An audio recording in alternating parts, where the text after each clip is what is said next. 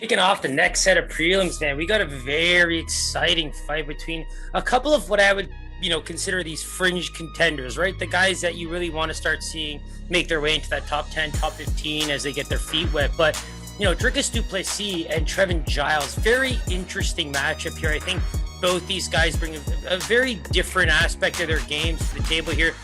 I feel like du Plessis is going to bring a very athletic vibe to him, powerful vibe to him. I feel like that he has such big power shots. I mean, if you look at the way he fought Markus Perez, I don't think that there was crazy, technical combos being thrown, but like he's such a good kickboxer. When he throws, there's so much behind it. And you could tell Markus Perez was trying so hard to be able to keep up with that. But it's always the weird shots that end it, right? There was one clean, right to the side of the head that du Plessis landed in a big, exchange, and it finished the fight clean. Now, the big thing that, you want to talk about when it comes to du Plessis, especially in that fight, is the counter punching. It looked so good, and I think in his previous fights coming into the UFC, KSW middleweight champion at one point, made a big name for himself on the African scene.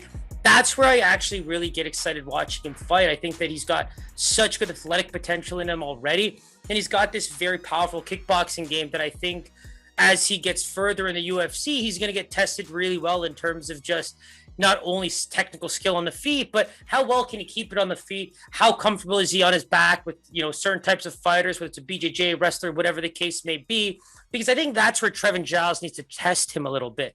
We've all seen how good du Plessis can be on the feet. He ate big kicks to the body from Perez and just kept pushing forward.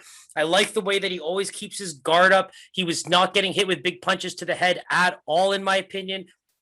It was mostly the body and the leg kicks that were landing. And to be honest, it didn't slow him down too much. I think he was moving well with the shots.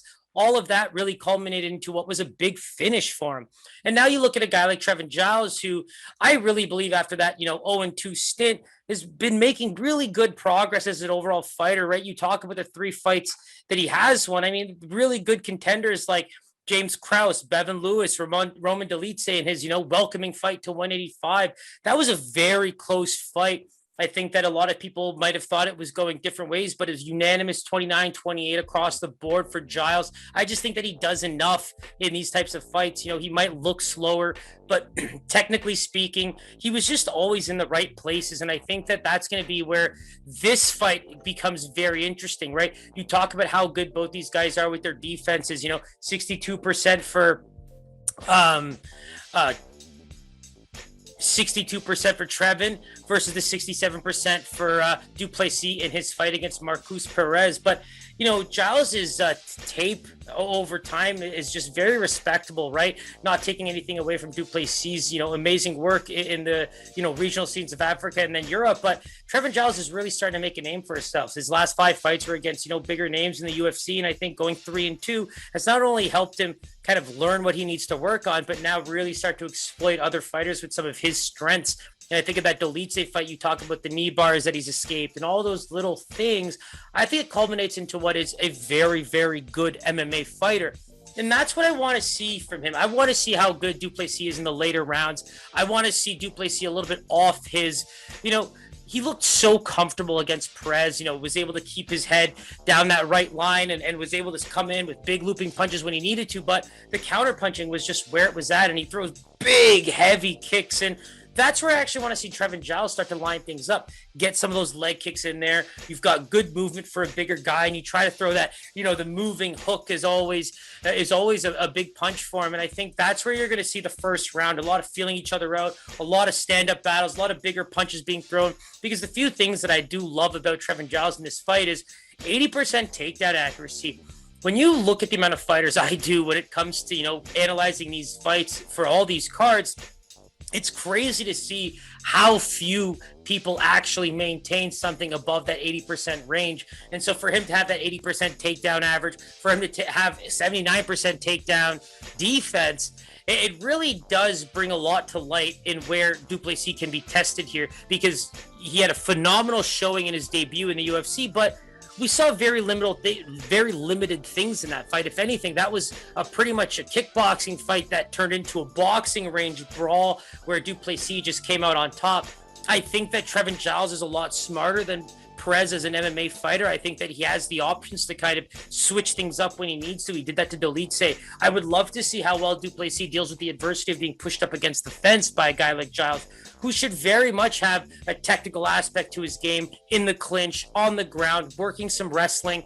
Those are all the areas, you know, especially as a fan of du Plessis, I want to see how good he is. I think that that's going to be an area where, you know, we talk about keys to victory. I mean, why stand with a guy like du Plessis who just has so much power behind him and is becoming such a, you know, accurate counterpuncher when there clearly seems to be a path there for Trevin Giles to test his skills on the ground with a guy who we just haven't seen much from yet, at least in the UFC. So for me, you know, Trevin Giles, keep that distance, work the leg kicks, and start to look for level changes. I think that with du Plessis, you know, even in that previous fight, when he was throwing some of those bigger kicks against the guy who might not be looking so much for that takedown, I think a guy like Giles might be looking for those opportunities to maybe get in close with a level change or even get a body lock and push it up to the fence and work his way in that way. So without further ado, let's do what we do best and take a look at these lines and see how we can judge them. But I mean, hey, I was considering a pick'em here.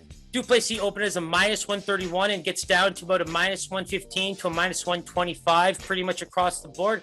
And Trevin Giles, I mean, +109. Now he's sitting at a -110, -105.